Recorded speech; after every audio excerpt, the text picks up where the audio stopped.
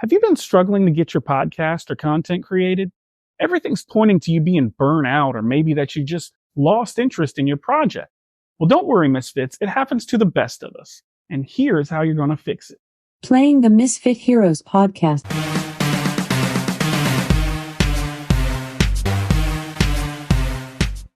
If you've been trying to start your own podcast or any type of content, eventually life is going to get in the way. Whether it's a happy life event like starting a family or a new relationship, or maybe you had something less happy get in the way, like a serious chronic illness or a decrease in your finances. We all run into things that can steal our focus. But that little shred of hope that you started with is still in there. You just got a few hurdles to overcome. Now, let's talk about me for a second. You know I love to do that. If you've been paying attention to my videos, you'll notice a difference in the background of this video. Yep, I'm recording this from my hospital room at an unknown location that looks like a hospital room in an undisclosed location. Fixed that for you for legal reasons. You are welcome. Oh, thanks, ChatGPT. You're the best at diverting me from making legal errors. So, Misfits, why am I in the hospital? Well, if you follow my content for a little while, over the last few months, I've sort of switched from doing regular face-to-face interviews to helping you all with how-to videos about podcasting and content creation, and the trials, tribulations, and pitfalls that are associated with choosing that as a career path. The reason I haven't told you for the switch is back in October of 2022, I was in a pretty serious car accident. My day job is as a delivery driver for, again, a random, totally unspecified logistics service. Did you learn nothing from 30 seconds ago? Facepalm. I was doing my job when another vehicle struck mine and spun me around.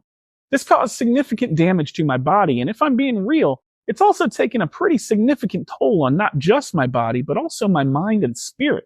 And I'm one of those who like to downplay everything and say, oh, everything's fine, when in reality, well, here I am recording this from my hospital room. And it's like you have the right to remain silent, but apparently not the ability. Now, unfortunately, my attorney, who's totally real and not an artificial intelligence, tells me that I'm not supposed to discuss specifics. You mean to tell me you knew this whole time? What am I, a joke to you? So, I'm not going to speak any more about my accident in length, but just know that when I'm over this hump and I'm feeling back up to it, those interviews are going to start rolling down the pipeline pretty quickly. But in the meantime, I'm going to keep making these how-to videos about podcasting and content creation with a little dash of the laughs thrown in, for sprinkles. So, if you thought my wit and humor was fun before, just wait until you see it on Painkillers. In all seriousness, this has been a pretty severe setback. And while yes, I've fallen behind every now and then, if you look at my history, I'm proud to say that I've stayed on a pretty consistent and solid schedule. Not to toot my own whistle, but toot. So, what does this mean for you in your content creation journey? Well, there are going to be things along the way that are just doing their best to take your focus away. And while I'm focusing on content creation, obviously, this strategy can apply to your job, your family, any goal you set out to accomplish. So as much as I've tried not to do it, this is going to be criminally close to an uplifting pep talk. Ooh, yikes. Misfits, you can call these little diversions and attention stealers many things. Some people call it burnout, some people call it fatigue. There are even some who call me Tim.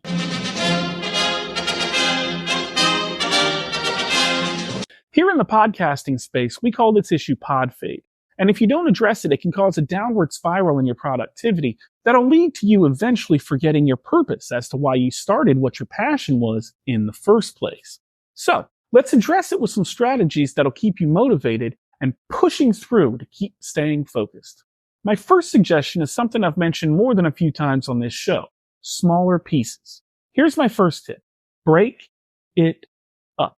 One thing I've seen tremendous success with is breaking up what seem like Herculean feats of time consumption into much smaller pieces of time cake.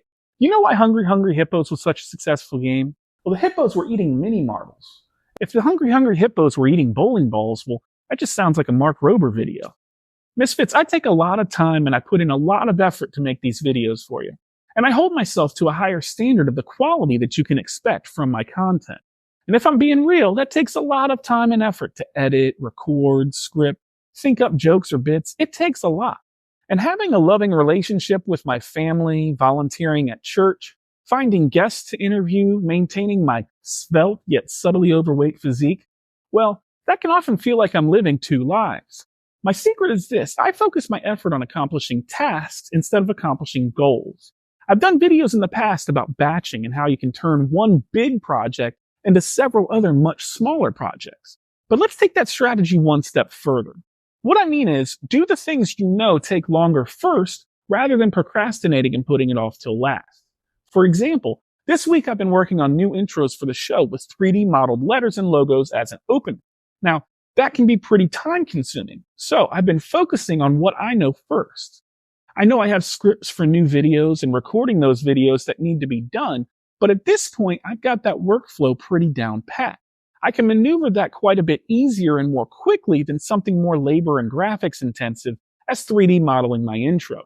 So I'm going to put forth that energy and time into nailing down my workflow for that area of expertise, so that eventually that workflow becomes quicker and easier for me as well. And I can put that into my schedule just like the other tasks. You eat an elephant one bite at a time, but if you take big bites, you eat that elephant a lot quicker. What did I do? Side note, who eats elephants? Isn't that an endangered species? Seriously, bro, help. Here's tip number 2 to avoid burnout: scheduling. As I said before, navigating your personal life alongside your passions and maybe a day job or your personal finances, well, that can feel a lot like a 3-ring circus. But one thing I do to separate the two is that I make more time for my passion. Now, be careful with this, as there's about 1 million expressions or idioms from across time periods warning us about burning the candle at both ends, or spreading yourself too thin, working yourself to the bone, or biting off more that you can chew. You know, it's amazing to me how many of our idioms revolve around eating.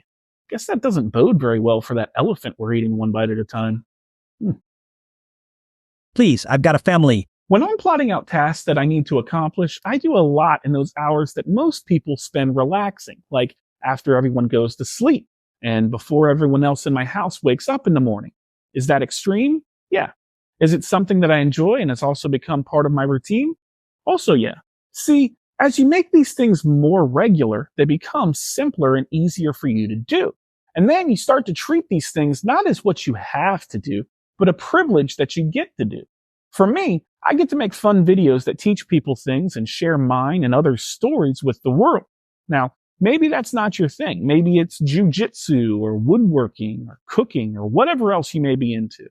All I'm saying is that it's easier to do the things that you're passionate about with repetition. And it's easier to find time to repeat these activities when you choose and make time to do them. Now, I can feel it already. Somebody out there is angrily typing on their device. Oh, well, that's easy for you to do. You don't have my X, Y, or Z situation in my life. Well, you're correct.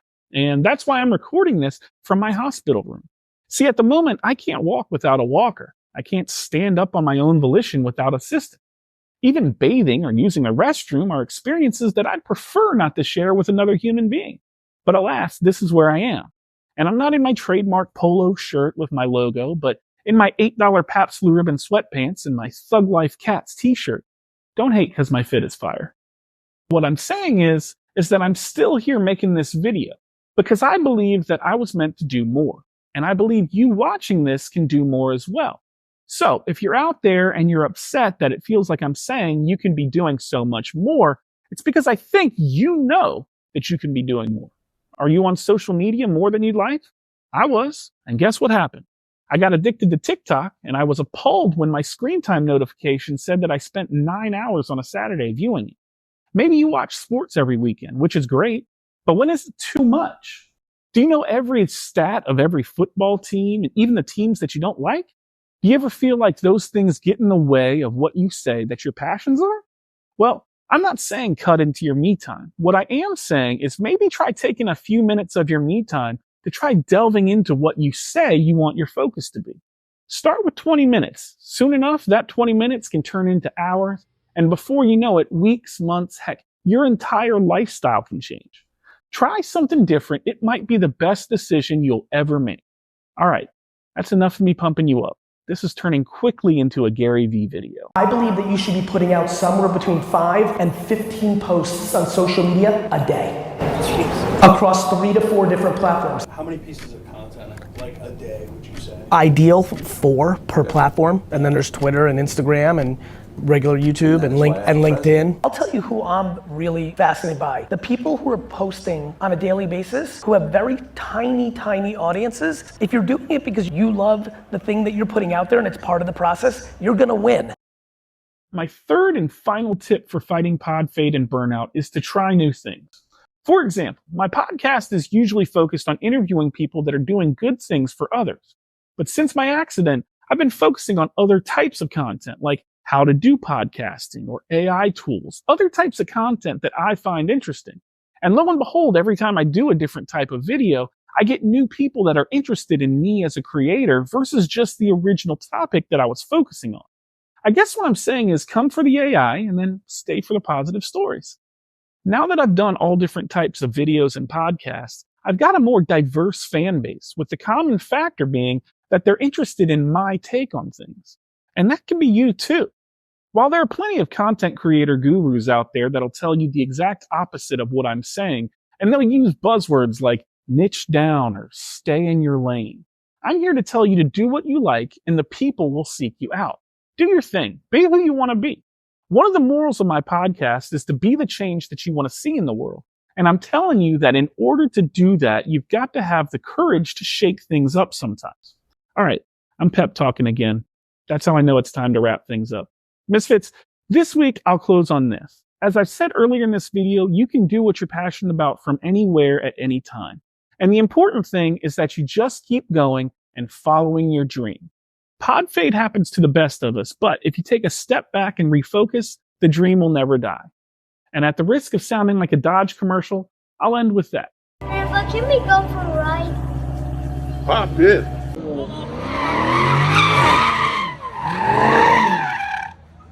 Misfits, thank you so much for watching. I love each and every one of you. And if this helped you in any way, do me a favor and punish that like and subscribe button. I heard it was talking smack about your mama. Also, if you feel so inclined, be sure to leave a rating or review of the show on Apple Podcasts and Spotify or wherever else you listen to podcasts. And again, if you do nothing else in this wacky world today, let it be this. Be kind, love one another, and be a hero.